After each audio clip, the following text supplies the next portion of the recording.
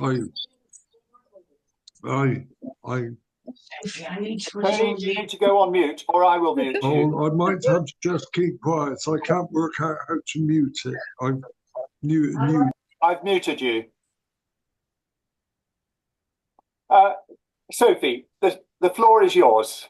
Oh, well, thank you. I mean, it's really lovely to meet everybody and also to see everybody's lovely houses. I was very much intrigued by Maxine's when she wasn't there. Like, what a beautiful room. Anyway, yeah, absolutely like delighted to be here. This is sort of my favorite bit of CND, coming to speak to groups and regions. So I was asked to sort of try and come up with something hopeful and positive, and which is, you know, what a very sort of difficult time.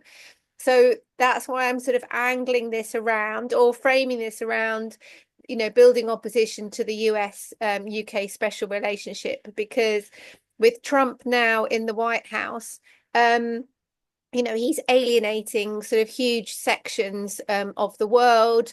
You know, previous allies are now like turning away or coming under huge pressure to you know, to sort of split with Trump, or certainly not to continue to go along with you know, Trump's militarism, economic policies, etc.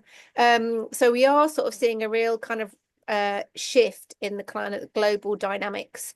You know, some of it's kind of contradictory, and some of it isn't, but it's important for us to kind of understand all that, and also to sort of seize all the opportunities there are now in terms of you know, how we can kind of build awareness around the nuclear dangers. But, you know, as I say, you know, Trump's sort of election has really sort of, I think, turbocharged the project for sort of US global dominance, not diminished it. You know, Trump was sort of saying, I'm here to, you know, to stop wars, not start them. But I don't think that's really what we're sort of seeing at all. You know, it's very much sort of the same US foreign policy, which is to maintain you know, military supremacy in order for the US to maintain its global dominance. But now the gloves are off. You know, so within weeks of Trump being elected, we had this sort of whole array of very sort of serious threats to other countries' sovereignty, you know, Greenland, Canada, Panama. You know, Trump was sort of saying that, you know, he will take by military force or economic coercion, you know, countries that he views are sort of militarily, economically, or strategically beneficial to the sort of to the US, or certainly a very narrow section of the US. You know, we just need to look at Ukraine, the situation there now. You know, sort of Trump has now sort of forced Zelensky to agree to a deal whereby Ukraine is basically going to be giving up half of its, you know, absolutely vast mineral wealth. So it's a complete kind of loss of sovereignty of that country to the US. You know, how can Ukraine determine its own future?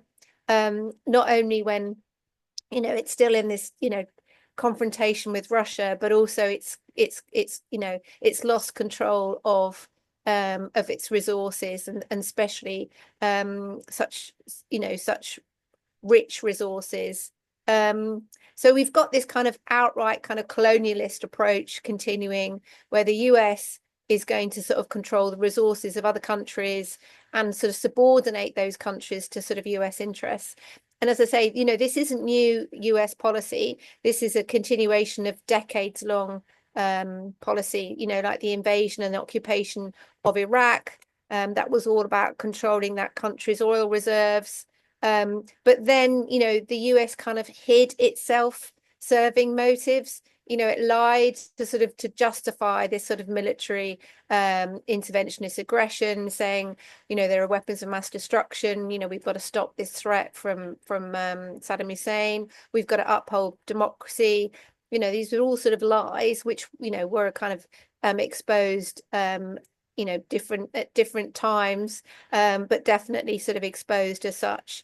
Whereas now, you know, these self-serving motives are very much kind of out in the open, you know, as I say, in terms of sort of Ukraine. but also in terms of sort of these tariffs. This is all supposedly about protecting US trade and specific economies. But in reality, this is actually, completely damaging for the US economy and also for the population of the US in terms of the price of goods is just going to go up, isn't it? And it's going to be very bad for the global economy as well in terms of sort of slowing down growth or forcing more countries and more regions into recession. So it's all round sort of very bad situation, which is obviously going to make sort of global stability much harder, and in fact you're going to have like increased global instability. And I think it's kind of no surprise in Britain that Trump's like make America great again sort of mantra is deeply unpopular.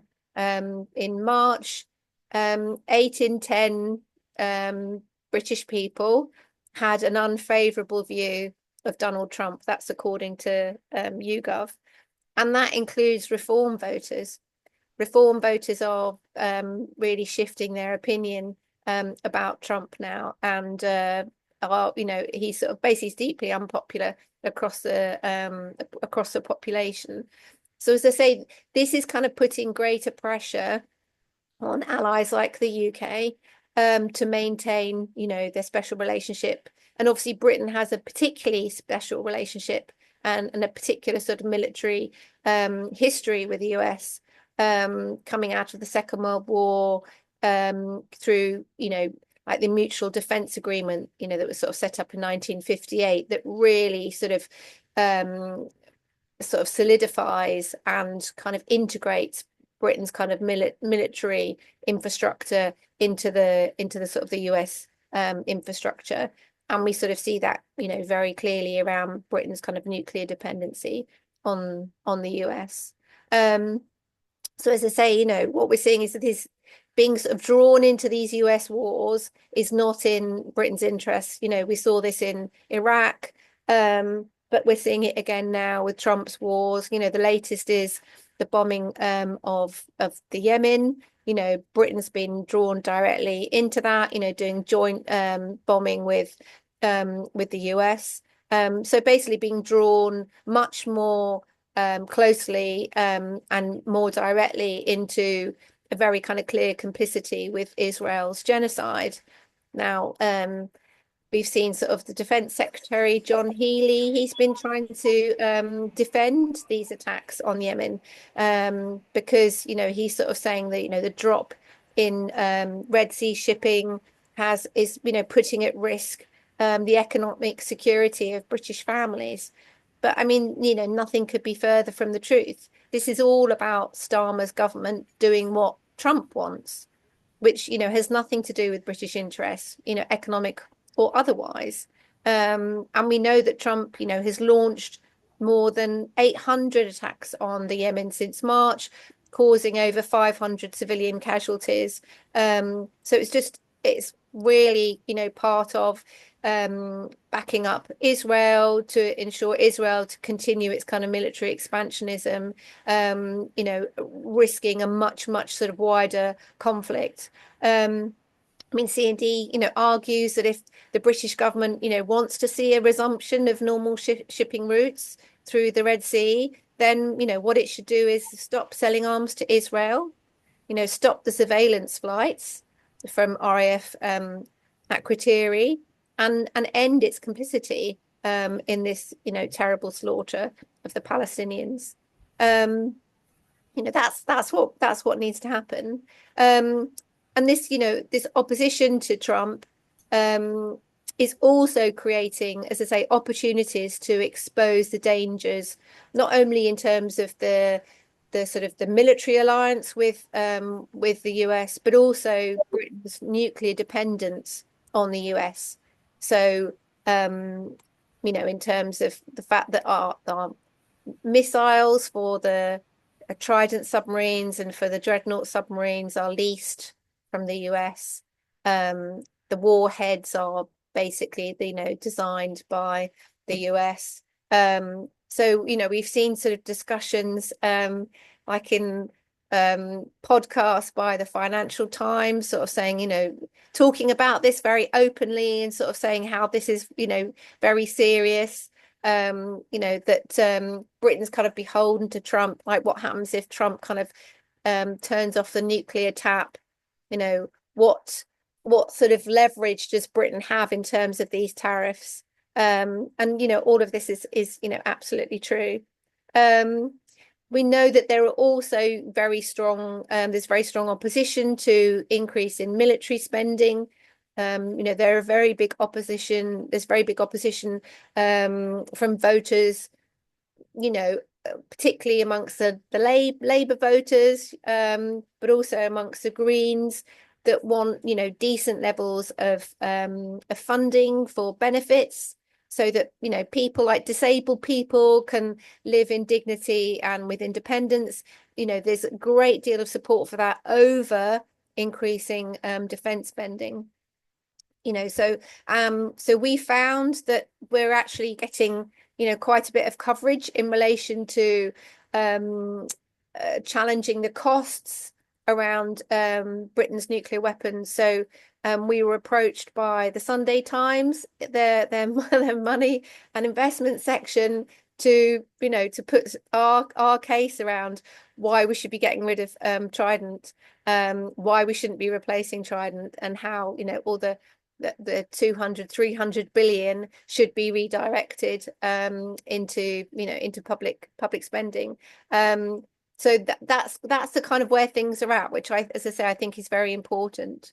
And I think also this is reflected in the sort of the protests that we're organising and the response that we're getting.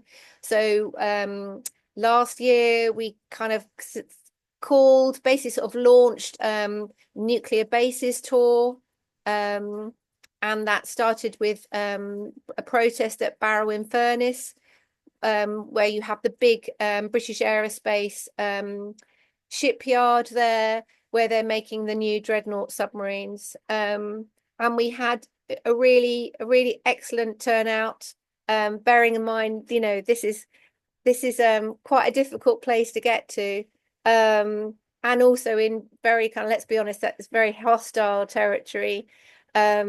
When we put out a local press release, the local press went directly to the MP and the councillors to make sure there was balance, and the balance was that the MP and the councillors, you know, whilst they accepted our right to protest, very strongly condemned what we were calling for. But what we found was that just, you know, a few days beforehand, Starmer and John Healey had done this kind of gratuitous sort of PR exercise when you had one of the Vanguard submarines coming into Faslane. It was one of the longest patrols of these submarines ever. It was 204 days. Really, you know, absolutely terrible. This is sort of showing how unsustainable it is for these submarines to be on continuous at-sea deterrence, as it's called, because the other submarine wasn't ready, and so the crew had to sort of stay out for 204 days. But they presented it as like this great sacrifice, you know, of our kind of crew, of our sort of naval crew. But in reality, they had absolutely no choice about it. But they kind of used this opportunity. Sorry, my video went there. They used this opportunity to also threaten Russia, talking about how you know, Britain's like nuclear weapons system would be able to kind of incinerate, you know, 40 Russian cities. Really like reckless, appalling kind of language that they kind of chose to use. And that was really all about justifying these huge levels in military spending, which, you know, is absolutely reckless, given the very kind of dangerous and unstable situation that we have in Ukraine and across Europe. So we've obviously kind of, you know, very strongly kind of challenged that, and we found that we actually had a really good response from the local community. We had like lots of cars bibbing their horns as they passed the demonstration. We had people stopping their cars, joining the protest. You know, the local group has like got new members involved because of that. It was really positive. And part of that was because we got quite a lot of media coverage because of this gratuitous PR exercise. And we found that there are, you know, very real contradictions in places like Barrow, where, you know, it's presented, it really exposes the lies behind the government's, you know, argument that like military spending can drive the economy, it can kickstart growth. You go to places like Barrow, you know, the local population is amongst, you know, the poorest 20% in the whole country. You know, they are not benefiting from those few well-paid jobs at the shipyard. Those workers that are on those higher salaries don't live in Barrow. They live outside in the more affluent areas. So you have the people who live in Barrow who do not benefit from, you know, from the shipyard, but they are the ones that are having to take the iodine tablets in, you know, in the case of like a nuclear emergency. So we had a lot of sympathy for our protest across, you know, all levels. It was very interesting and very heartening, as I say. We're also finding that we're getting a lot more traction in relation to Britain's sort of nuclear dependence, its kind of subordination to the US in relation to US bases in Britain. So particularly Lakenheath, but also, you know, Fairford and other bases. CND, we carried out a kind of legal challenge against the Ministry of Defence and also against Suffolk County Council, because we uncovered that through our lawyers that the county council didn't have an emergency radiation plan in the case of US nuclear weapons coming to Lakenheath and being sited there. They didn't have that. So we sort of sent strongly, our lawyers sent very strongly worded letters to the MOD and also to Suffolk County Council. And what came back was the MOD decided to declassify an exemption order that had been put in place by Ben Wallace, the former Defence Secretary.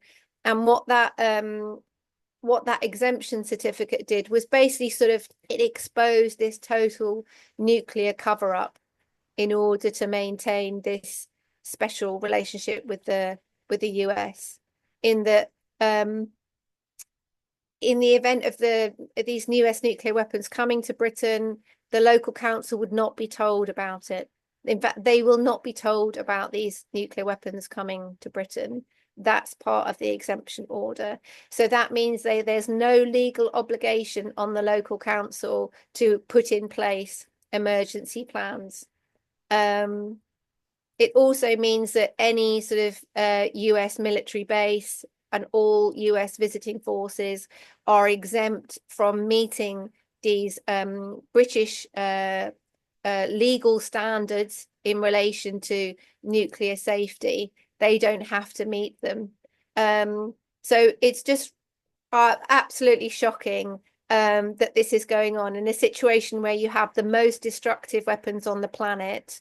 You know, the British government has said it's okay. They don't have to meet any, you know, they don't have to meet our country's own emergency planning regulations. And as I say, you know, part of why the Mirror, because we've got the Mirror to take this up as a sort of an exclusive, part of the reason why the Mirror took this story up was because this was all about like the US-UK special relationship. You know, now that Trump's in the White House, there's a lot more kind of interest in this. So that story was picked up, and like, you know, hundreds of thousands of like new people, new readers will be knowing about what's going on at Lakenheath. That's also fed into the success of the Lakenheath Peace Alliance, the 2-week peace camp that took place there in April. Really, really fantastic initiative. People might know Angie Zelter. Angie Zelter is a long-standing, amazing non-violent direct activist who's been involved in campaigning against nuclear weapons for a long time. So she's sort of led on this. So it was 2-week-long peace camp that brought together many different sections of campaigners and people from different walks of life. We had people coming from across the world, coming to an international peace conference. We had people who were local residents who'd heard about the peace camp, who are just like outraged at what's happening in their community. And we also had people who were involved in different campaigns, for instance, who are opposing, climate change, who are, opposing the genocide in Gaza, who came to Lakenheath and took part in the actions, took part in the blockade, who've never been to Lakenheath before. So really, really important in terms of bringing new people to the base, but also bringing people who are already involved in other aspects of campaigning that totally interlink with our issues against against nuclear weapons. So it was really, really successful and very kind of motivating. Now, calls coming out of the international conference urged this sort of coordinated global action against NATO and against militarism. We had people from the States, from Japan, from South Korea, and right across Europe, all there because they recognize the role of Lakenheath as part of this sort of hub of like NATO sort of US militarism, and all wanting to build a kind of a much more coordinated action against NATO and against this rising militarism across Europe. And these calls have been strengthened by a new European-wide alliance, which is called Stop Rearm.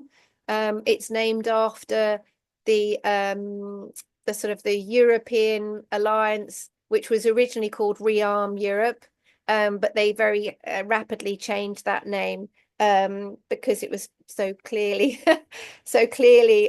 explicit of what it was all about. So lots of organizations are involved in this, particularly across Italy. There've been there's a very, very big demonstration against this rise in militarism in Rome. And there were lots of people who are part of this coalition, students who are against militarism of schools and education, people who are involved in actions against nuclear bases in Germany, etc., and Belgium. So, really, really important alliance. And that came out with a call for a week of action against NATO and against this rise in militarism for a week. So from the 21st to the 28th of June, which is sort of just before and during the NATO summit, which this year takes place at The Hague in the Netherlands. So there'll be a weekend before and during that.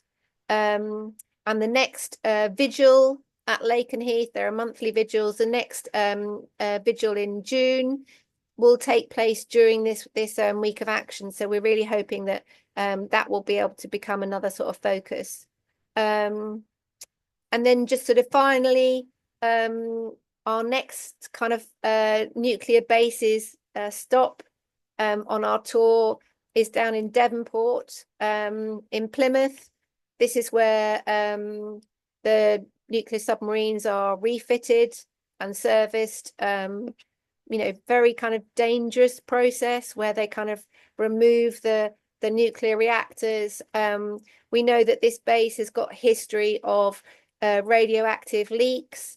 And this is a base that's like very close to a very built up area. So very, very dangerous. So we're going to be encouraging like everybody to try and get down there. I don't know if this is possible for Faringdon. If you think it is possible, it would be absolutely amazing.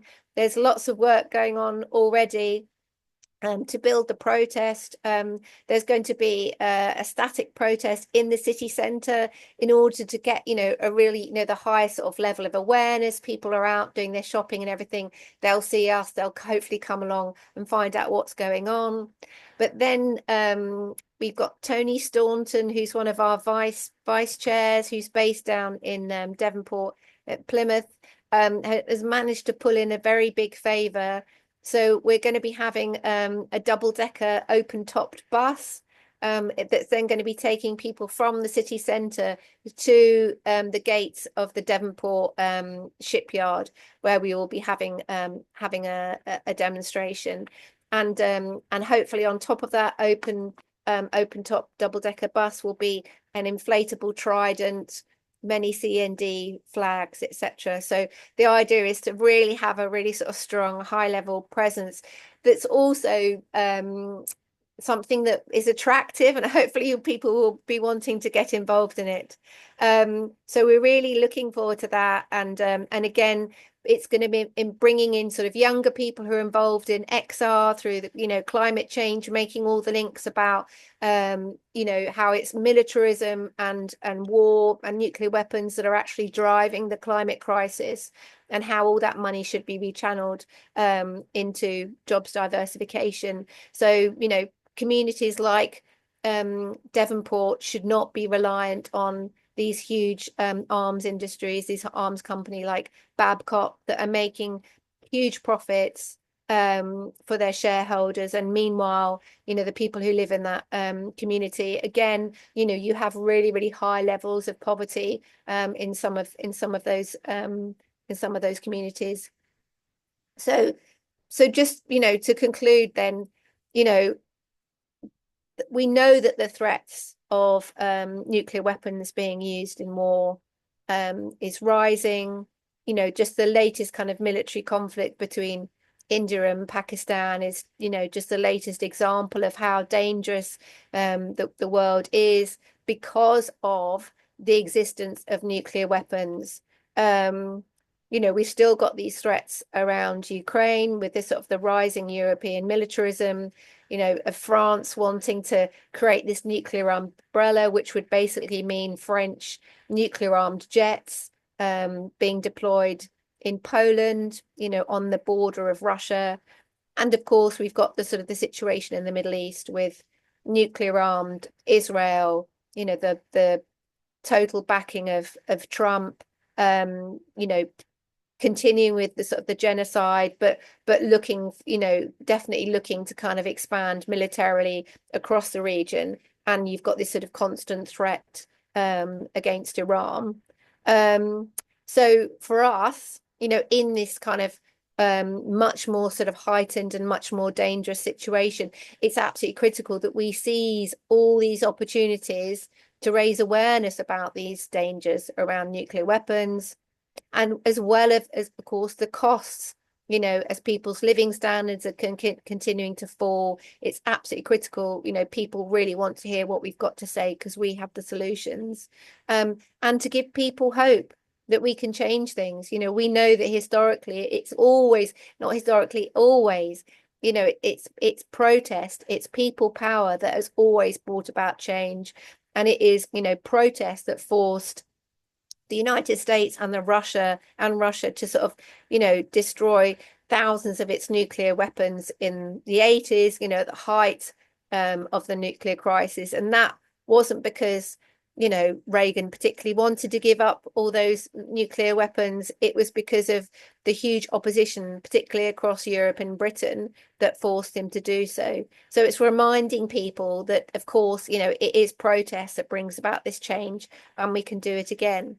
Starmer's terrible polling in these local elections shows how unpopular this direction is of, like, the drum, banging the drum for war, cutting public spending. It's totally, unpopular. So he has to change direction, not keep going in the wrong direction.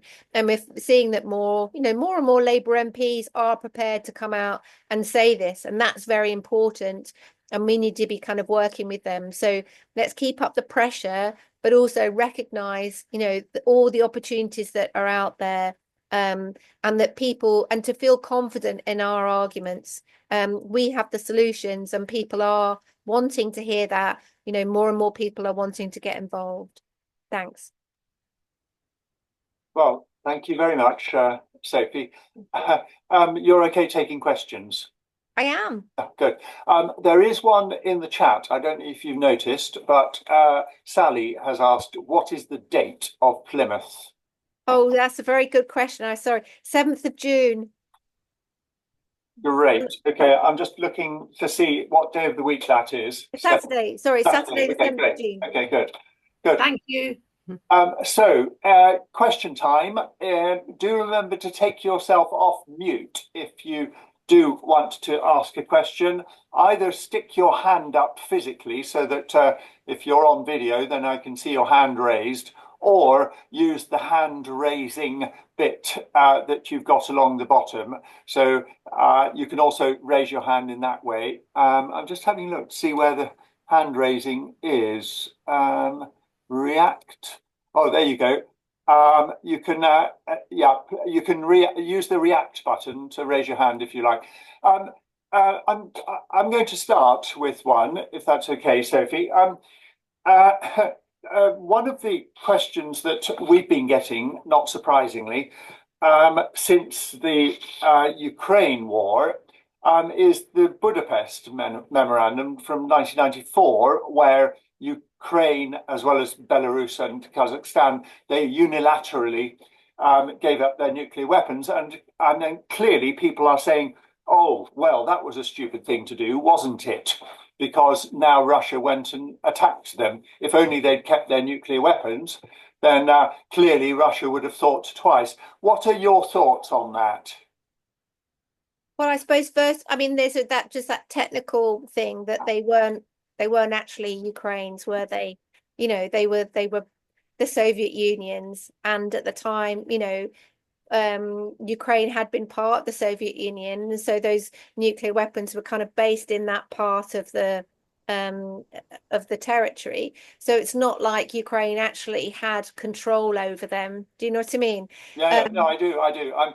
I'm trying to kind of find ammunition, if you like, to be able to counter that kind of destruction, if you like. So, but I just think it's always useful just in terms of the factual stuff. But then in terms of did Russia attack Ukraine because it didn't have nuclear weapons? I mean, I don't think that's the case at all. I think the reason why, well, Russia invaded Ukraine after a continued aggressive expansion of NATO right up to its borders, and a continuing and escalating pressure from the US and also from Britain. Britain has played a really terrible role in all of this, about pushing for Ukraine's membership of NATO, and that would have meant, I mean, in a way, it's a kind of the opposite. That could have meant, or still can mean,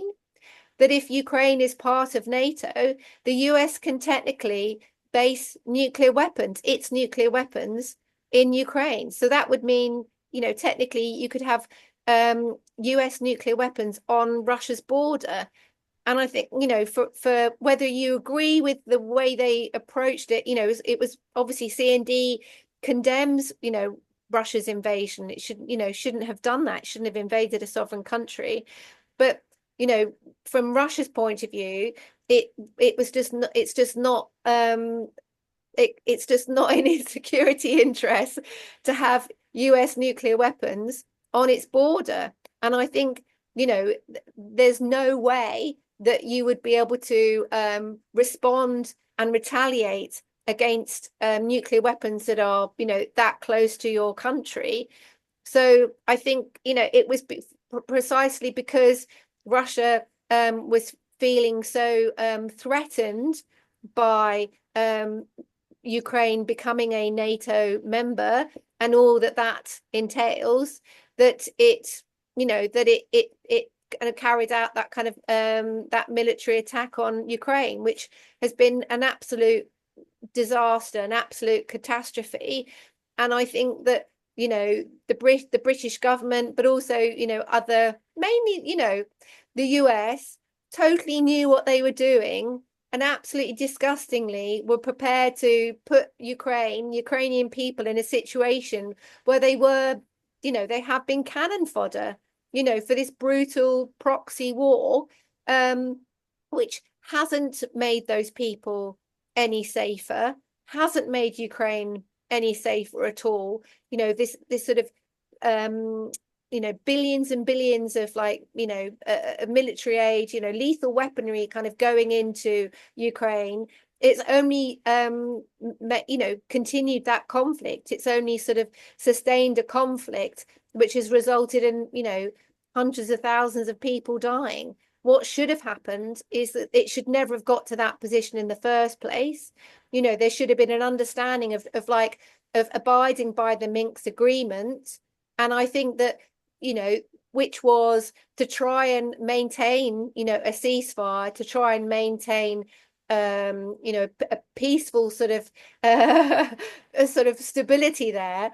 And the role that NATO played in that was absolutely terrible. You know, like having a high level, very provocative military exercises in Ukraine, you know, really, really dangerous stuff that totally undermined, I think, the sort of the peace process that was going on. And certainly, if you think about the role that Britain played in the run up to Russia's invasion of Ukraine, it was, you had the Ukrainian ambassador to Britain saying, you know, Ukraine can definitely talk about NATO. We're happy to take NATO off the table. Yeah, we're happy to negotiate on this if this means that we're not going to have a war. And you had Boris Johnson flying over to the talks that were taking place in Turkey to say there's absolutely no way you can negotiate your way out of this. And sorry, rewind, and calling out the Ukrainian ambassador to say, you can't talk about Ukraine not being in NATO. It's in Ukraine's national interest to be in NATO.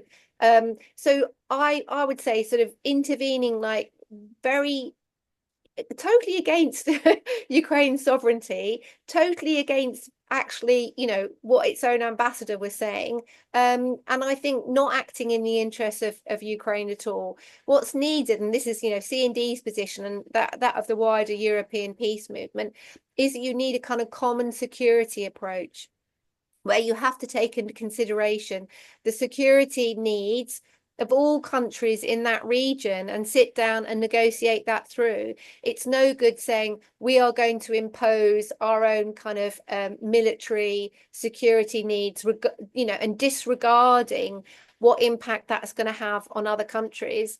And I think that what you've seen that result in Ukraine, where, you know, NATO has, like, aggressively expanded right up to Russia's borders. And the result has been this absolutely catastrophic conflict, which, you know, let's be honest, well, all of us were incredibly concerned that was going to go nuclear. You know, sort of in December, when you had Britain agreeing to the use of Storm Shadow missiles, you know, it was a very, very dangerous situation. You know, Russia saying we're going to, and it did.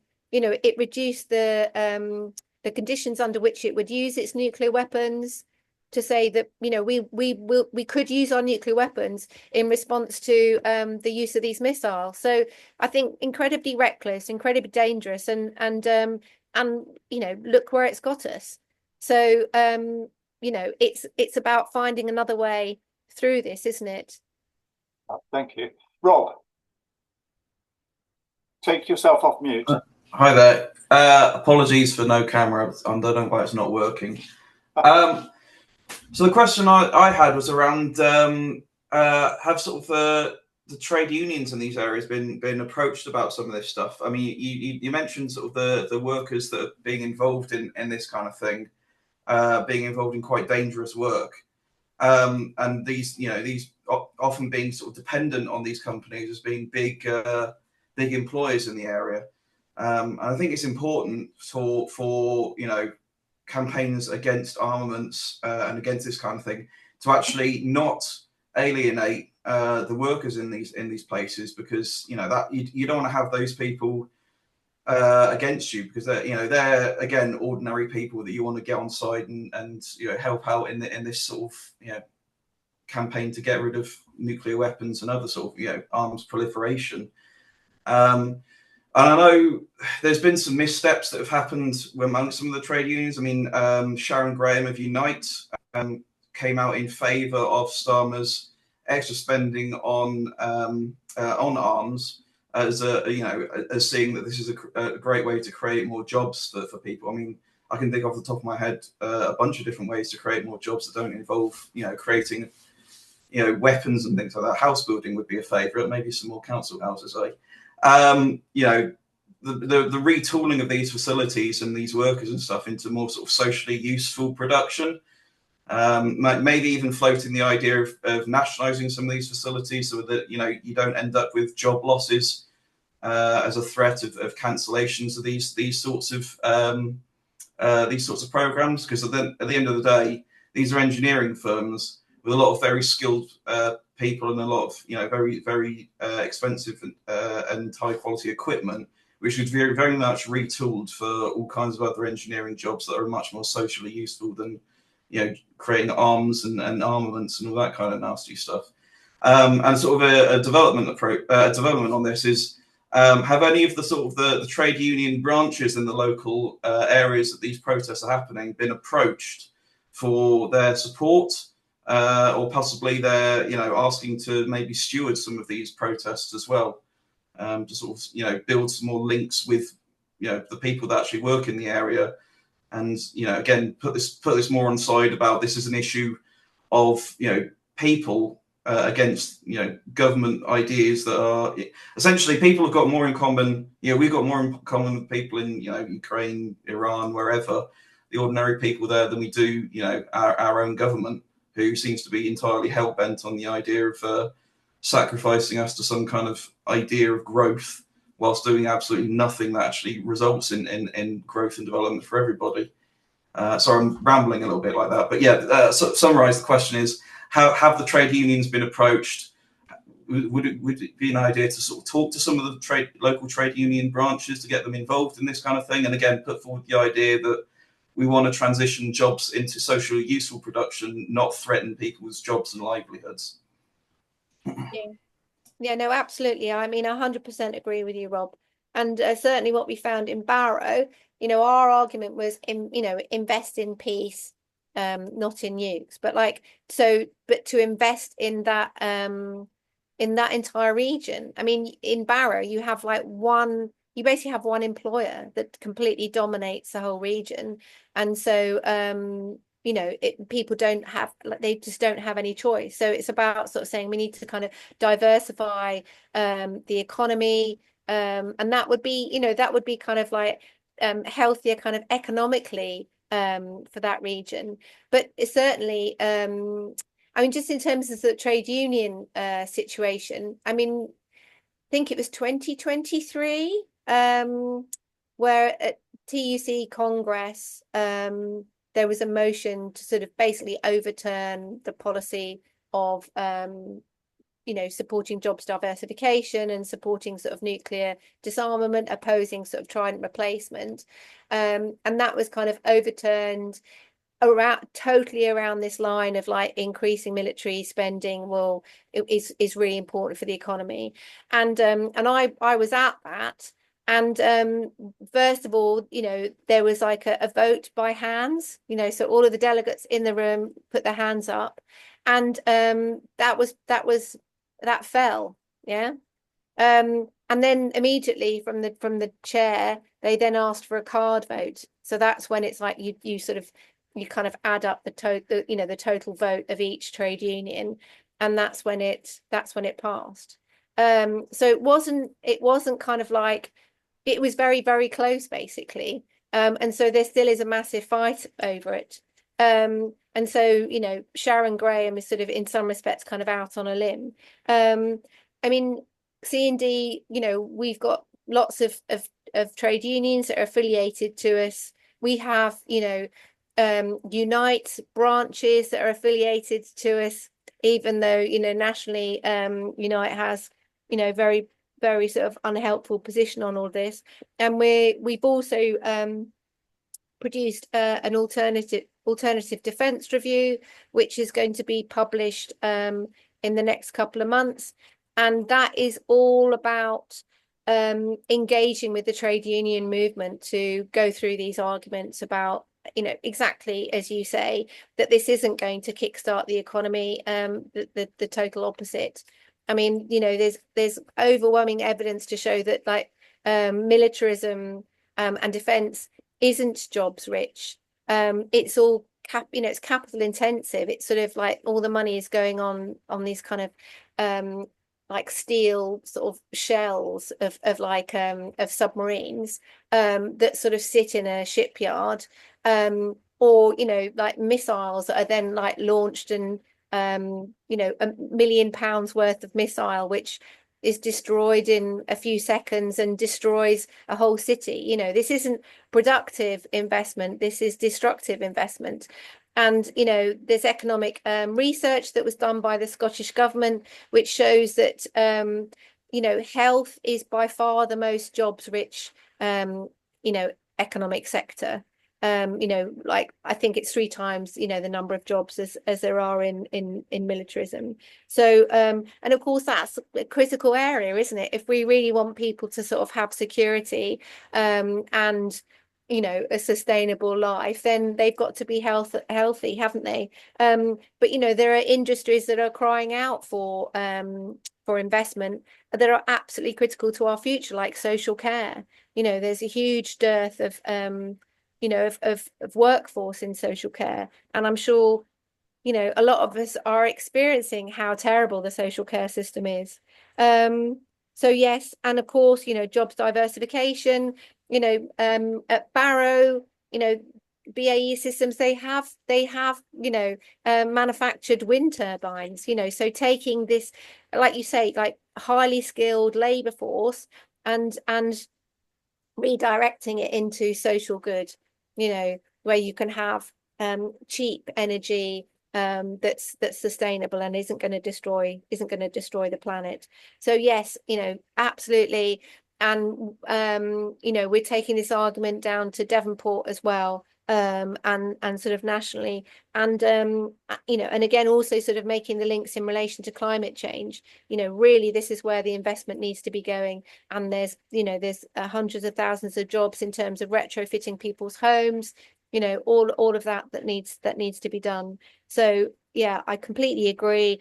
The thing is, it's just hard, you know, like we found that at Barrow, this was really interesting. So anecdotally, at the train station, the woman who was working behind in the shop, she said, "Oh, I heard about your protest. You know, how did it go?" And we were like, "Oh, you know, it was good." She said, "Yeah, because my son, he works at the shipyard."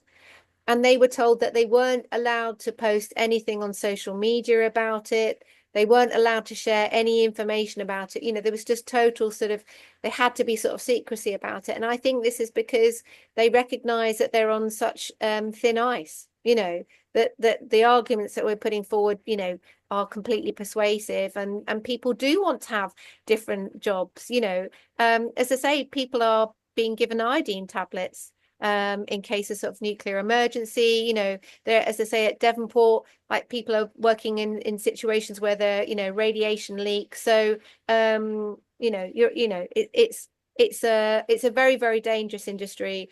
And you know, we have to be sort of arguing for the alternatives. And, you know, the trade union movement, there's sections of it which are a real block on this, and that's why we've published this alternative defence review. But there are other sections which are you know, very, very strong allies, particularly in relation to education. You know, the National Education Union, UCU, you know, their membership are completely supportive on this and completely opposed to the militarization of education. And they're, you know, they're like, students are really, really strongly active on this, you know, supporting ethical kind of careers, policies, you know, campaigning and kicking the army, etc., out, and, you know, and BAE systems out of their kind of careers fair. So that is a really sort of strong area, as well as diversification. You know, I think kind of building on the diversification out of like Israeli arms, that's moving into sort of, you know, against militarism more generally, and that's getting picked up as well. So yes, that as well. Thanks. Sue, your hand must be getting tired. No, it's okay. Originally, I was going to just totally agree with the previous speaker, who I'm sorry I didn't catch his name, about Sharon Graham and the Unite Union and building council houses. I'm actually a member of Unite Community, and I'm very disappointed that Sharon Graham and also Starmer just pushing this more military weapons we need to invest in and all this, when at the same time there's poverty, there's people getting their disability benefits under threat and all that sort of thing, and yet they seem to have money to spend on yet more weapons, which are just totally destructive. I mean, there's nothing positive about weapons, or especially nuclear weapons. They just linger for decades, even after the conflict is gone, just poison the world. And, you know, they're still digging up landmines in Vietnam decades later. And all the chemical agents they use, like phosphorus, and it just goes completely against what's needed because of climate change. They're just basically destroying the planet and people on it. It should be, well, really, in my view, like militaries should be all disbanded, and they should spend their time learning how to deal with flood defences and Exactly, like civil things like providing food when there's a disaster, and I don't know, just things that they do in the military, but not the destructive things. Because there's always people that need help when there's not enough local council workers around to help out. So, you know, if there's a flood somewhere, you could send loads of civil defence people in to rescue people. And basically, I'm quite disappointed with the way the world's going, because I've been against nuclear weapons since, I don't know, early 70s when I was a teenager. And I know they got rid of a few in the 80s, but it just seems to be getting worse again. Sue, do you want to let Sophie answer? Yeah, I'd like to know what you think we should do about it to try and curtail this ever rightward march of being more military, rather than, you know, we're not allowed to be anti-military these days. It seems to be kind of a bad thing for some reason. Anyway, I'd just like to know what you think we could do to make it sound more, you know, to have a more positive future, rather than end up with no people left on the world at all. Yeah, totally. No, I mean, I 100% agree with you. I mean, I suppose, like, I feel that we should be confident in our campaigning, because we do have, you know, we do have the solutions. Like you said, you know, the money should be redirected into properly tackling climate change. I mean, we're in a situation in this country now where investment in climate action has been rolled back, you know, just so severely. And we're not able to kind of meet our climate targets at all. So that money should be completely redirected so that we're in a situation where we have some kind of sustainable future to look forward to. Because, as you say, at the moment, the money is being redirected into militarism, and, you know, the climate crisis is continuing. You know, we now have like more and more incidents of people losing their homes because of flooding. You know, wildfires are becoming like a normal thing in this country. So I think more and more people are seeing for themselves that climate change is a reality, and it's not just happening, far away in another part of the world. It's actually happening here and now. So it is sort of much easier to engage with people about this is why we need investment, we need funding to tackle it now. And militarism is only accelerating the climate crisis. We know that the military industry makes up 5% of carbon emissions, globally, so that's more than some entire countries. So I think there's a much greater level of awareness amongst young people around climate change. That's their kind of number one issue that they are campaigning on. And so for us, it's absolutely critical that we are engaging with them and we are supporting them by helping in terms of showing how, militarism is part of the problem, rather than kind of going into, schools and universities and say, hey, you shouldn't be campaigning on climate change, you should be campaigning on nuclear weapons. We say, no, these are totally interrelated. We are 100% behind you. We completely support you. And so we're definitely doing that work. And as I say, at Lakenheath, the peace camp there, that's exactly what was going on, raising awareness about the impact of like these F-35A fighter jets that are based at Lakenheath. They are amongst the most like fuel intensive jets that have ever been developed. So that was a big part of the campaigning at that peace camp, was to say, look at the kind of the climate, look at the kind of the carbon footprint of these jets, look at the carbon footprint of this base, as another way to get people involved. So I think that's very important. I think it's really, where are people at, and us engaging with them, isn't it? So around the economic argument, so like our Nurses Not Nukes campaign, we should be investing in saving lives, not destroying lives. It's a simple but very kind of positive message. And we find that whenever we are on demonstrations against austerity, for public services, our Nurses Not Nukes placards go really fast. People always want to take them.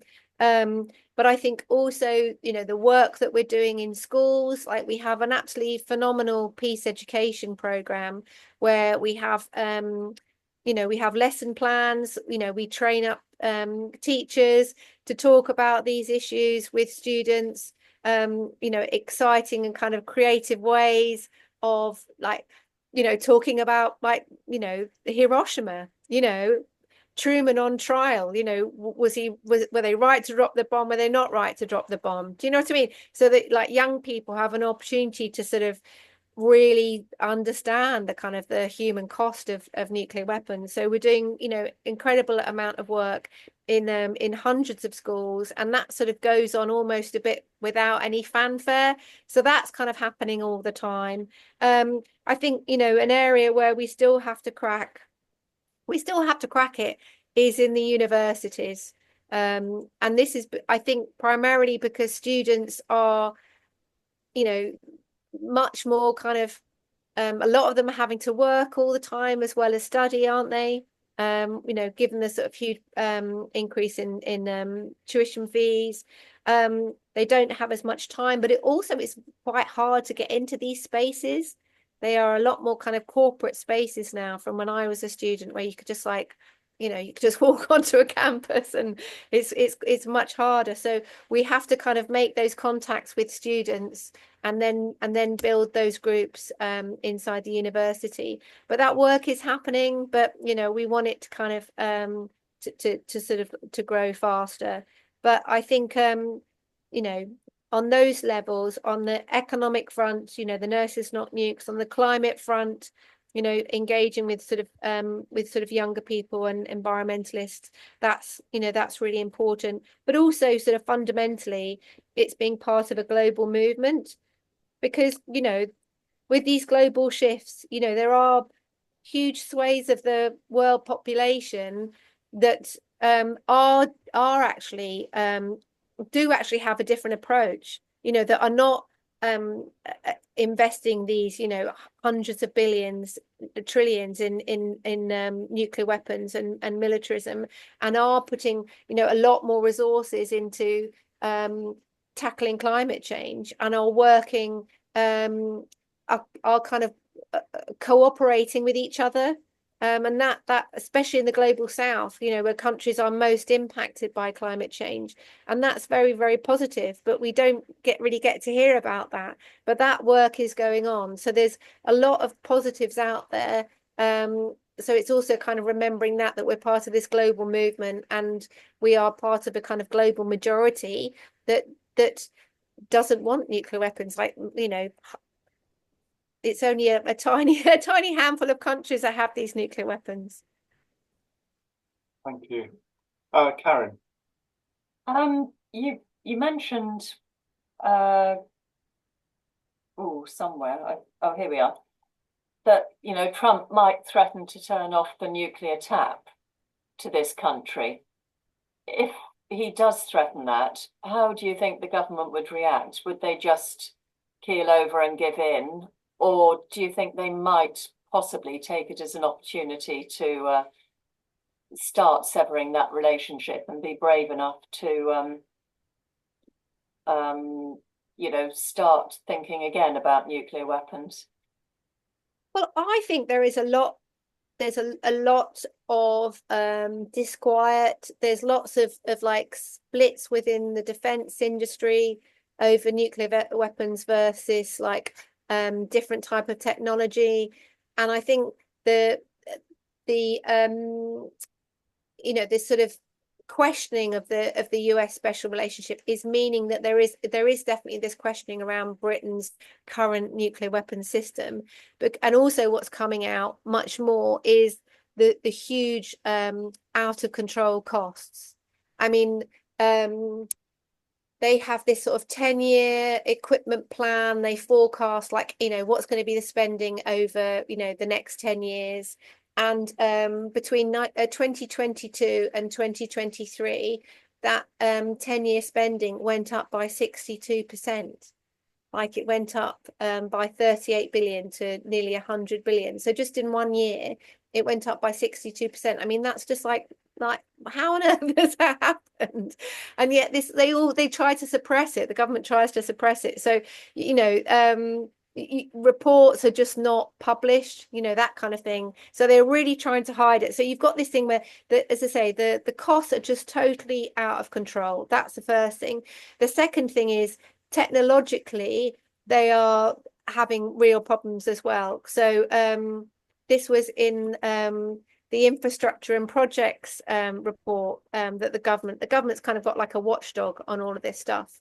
And it has like you know, it kind of has a criteria for like how these projects are performing. And for the 3rd year running, the project run by Rolls-Royce has the contract for this. So these are the new nuclear reactors for the new Dreadnought submarines. Yeah. For the 3rd year running, they've said it's like a red rating. So they're saying it's unachievable. It's so far behind its schedule that it's just not going to be delivered. And this is, you know, talking to people sort of who are sort of scientists, like basically sort of scientists for global responsibility. They say it's because Rolls-Royce cannot technically like build these reactors. So you've got something like that going on as well. So you've got these very sort of serious kind of structural problems, these massive sort of economic problems, and this, you know, massively aging you know, nuclear submarine fleet, which it's just totally unsustainable. So you've kind of got all of that going on. So there is huge amount of pressure to kind of to sort of scrap it basically. And you've got, you know, other sections of the defense industry that are kind of saying, you know, we should be spending a lot more on conventional, or, you know what I mean? We should be doing loads more around AI or drones, or like, why are we even, you know, continuing to fund this? Like in a, you know, in the 2050s, there'll be, you know, technology to sort of, to be able to sort of have transparent oceans, you know what I mean? So you'll be able to see these submarines, you know, which will then be incredibly vulnerable. So there's all of that kind of going on. So I think that, you know, behind the scenes, there is a lot of kind of questioning of Britain's nuclear weapon system. I think the problem that we have is obviously there's, you know, there's big sort of sections, you know, within the sort of political establishment that are like, okay, well, if you know, if the US isn't going to lease us the missiles anymore, then why don't we just build a whole new system from scratch and like work with the French, you know what I mean?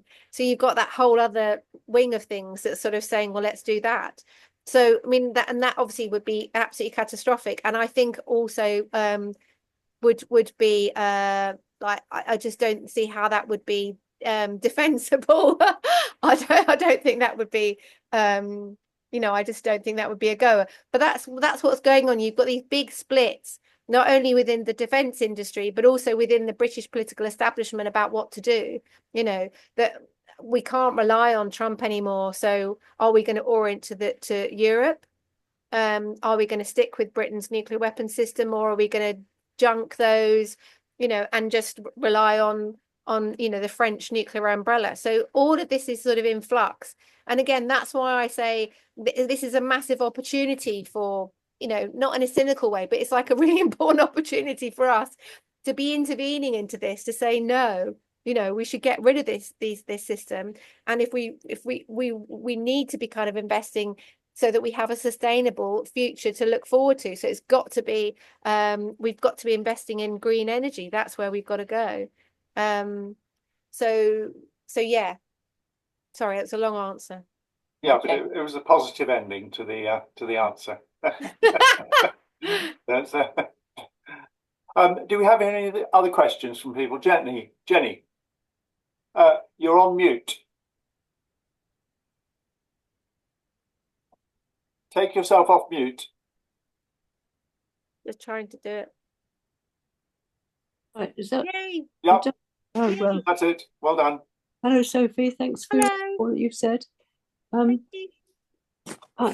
Phil and I live in a small village near Faringdon. It's called Shellingford, and we have. Morning. Pardon? This morning through the letterbox. Yes, but we Shellingford has its own church-aided primary school, and we were quite surprised and taken aback by this morning on this leaflet that was put through the door. 80th anniversary of.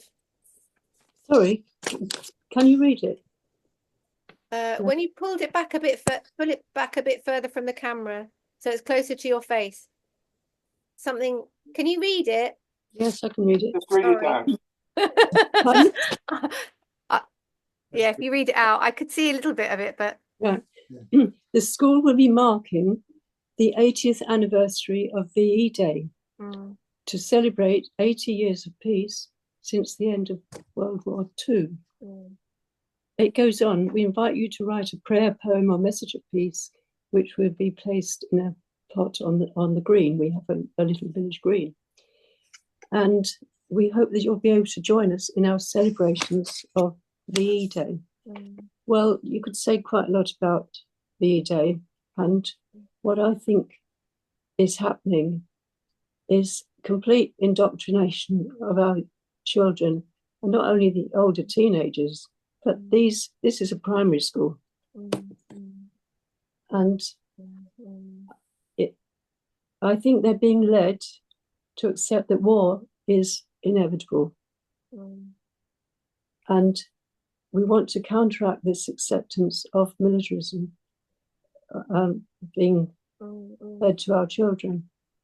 So how do we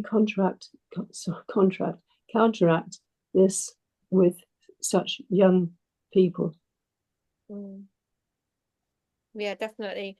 I mean, this, yes, I mean, this sort of has been going on for, well, for decades, hasn't it? It's kind of the kind of glorification of war, isn't it? But I think that around the Iraq war, I just think it became impossible to do that, because you had like hundreds of, you know, soldiers were killed. You've had like thousands of people kind of coming back kind of maimed, or, you know, psychologically, you know, very seriously damaged. So it was kind of harder to do that. But, you know, it feels like that's sort of in a bit more kind of in the past again, isn't it? So they are definitely kind of trying to sort of rehabilitate war as something noble. But I think I don't know, I don't think the population like want war.